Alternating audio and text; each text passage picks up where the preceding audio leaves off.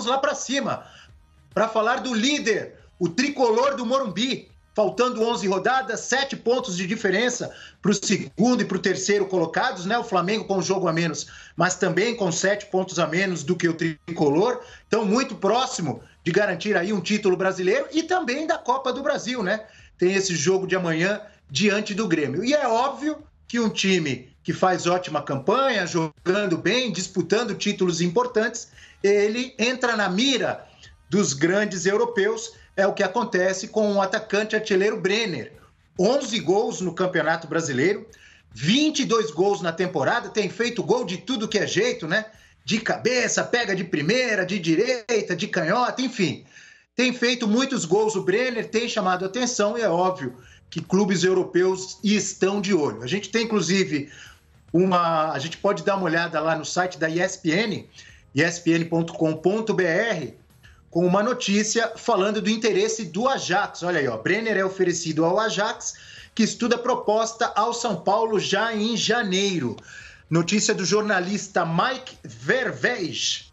É um jornalista que cobre o Ajax na Holanda e, segundo ele, o Brenner teria sido oferecido ao Ajax, que pensa em pagar até 12 milhões de euros, aproximadamente 77 milhões de reais, né, no câmbio de hoje, e o São Paulo teria direito a 60% do valor de venda, de uma venda futura, de uma negociação futura do atleta, Abel, do Brenner. Lembrando Abel, que a multa rescisória dele é de 50 milhões de euros, viu, Sormani?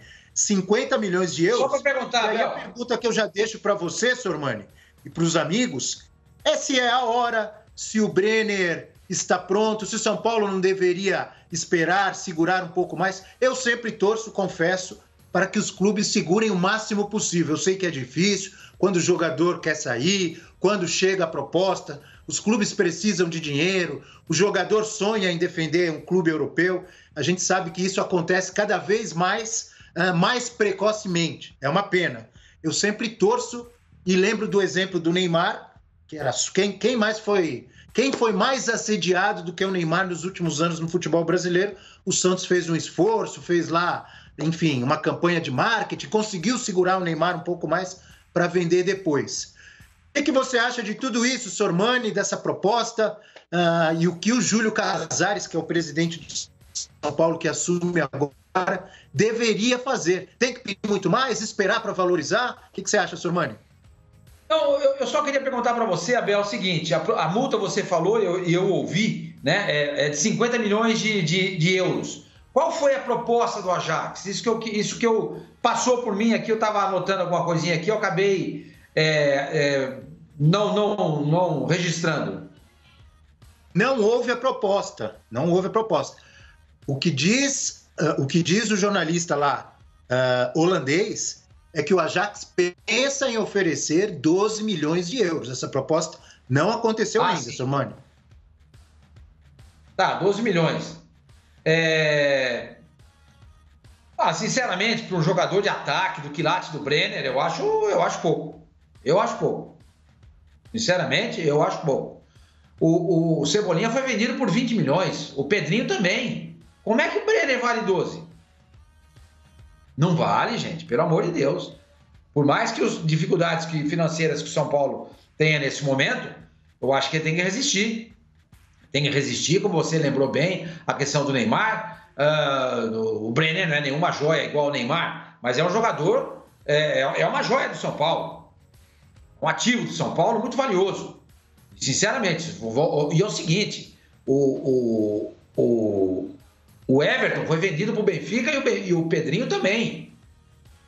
E do ponto de vista financeiro, aí, eu não sei se o Eugênio e você e o Zé Elias podem me ajudar, o Ajax é um time muito mais robusto do que o Benfica. Muito mais.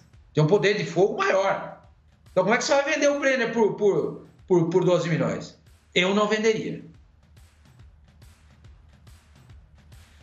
Eugênio Leal, Brenner está pronto? Você vê o Brenner com potencial para arrebentar no futebol europeu também? Qual deveria ser a postura do São Paulo no momento? Eu concordo, eu acho o valor baixo. Eu acho que o São Paulo não deve negociar o jogador nesse momento.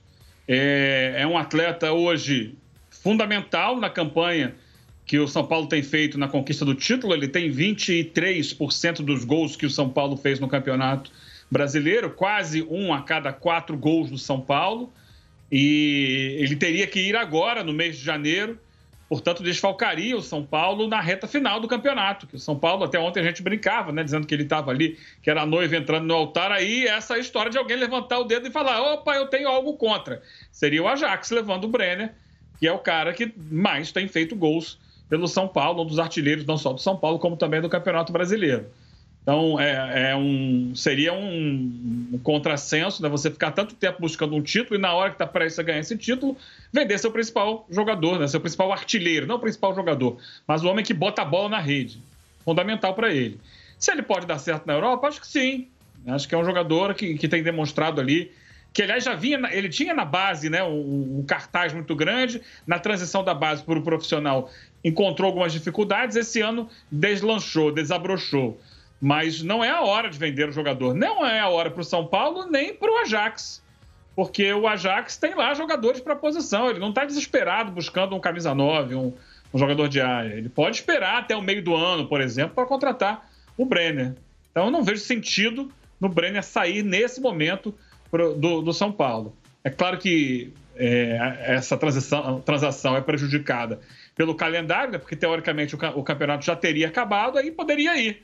Né? Terminou o ano, acaba o campeonato, ele foi bem no campeonato, São Paulo campeão e tal, né? Imaginando isso, e aí ele poderia ir em janeiro, mas agora não, porque o campeonato vai até o final de fevereiro. E como é que faz? Você tem ainda 30% do campeonato para ser disputado. São Paulo está bem encaminhado, mas ainda não é o campeão. Então, sou contra, acho realmente o valor baixo para um jogador que tem mostrado um potencial muito alto e o momento completamente descabido. Não faz sentido algum fechar essa negociação agora. Zé, você falou no seu destaque inicial, você falou um pouco já sobre essa possibilidade. O que você pensa do Brenner e dessa cobiça, vamos dizer assim, né? Desse pensamento dos clubes europeus em levar mais uma joia do futebol brasileiro? A tendência, né, Abel, é que os clubes estrangeiros, eles busquem sempre os jogadores mais jovens, né? Porque esses jogadores, eles já têm alguns vícios que eles carregam das categorias de base do futebol brasileiro, mas com 19 e 20 anos é muito mais fácil de você tirar, né, esses vícios e colocar na cabeça dos jogadores as questões táticas, a evolução do jogador como ser humano, né? Porque na Europa você tem uma responsabilidade, você tem uma liberdade que aqui não tem. Né? Questão de concentração, questão de treinamentos. Aqui você tem uma semana de treinamentos, você vai treinar todos os dias, quase 2 períodos, e nos últimos 2 dias que o treinador tira um pouquinho, né, a preparação física e tal, vai segurando um pouco mais para poder chegar no domingo bem. Lá não, se você tem uma semana cheia para treinamentos, você vai treinar praticamente, acho que só na quarta-feira, 2 períodos, e mesmo assim treinamentos mais curtos, né, mais intensos, mas com outras finalidades. Então, tem certas liberdades que eles dão na Europa, ou a maneira de se trabalhar, que o jogador tem que criar uma maturidade muito mais rápido, né? Ele tem que acelerar o processo de emancipação, vamos dizer assim, do adolescente, do jovem, do menino, do garoto, ou até mesmo do homem, né? Já para um jogador veterano, porque essa responsabilidade muitas vezes pesa. E é diferente daqui. Aqui ainda os clubes têm a paciência, porque sabem que o cara é uma joia. O Brenner é o maior exemplo disso.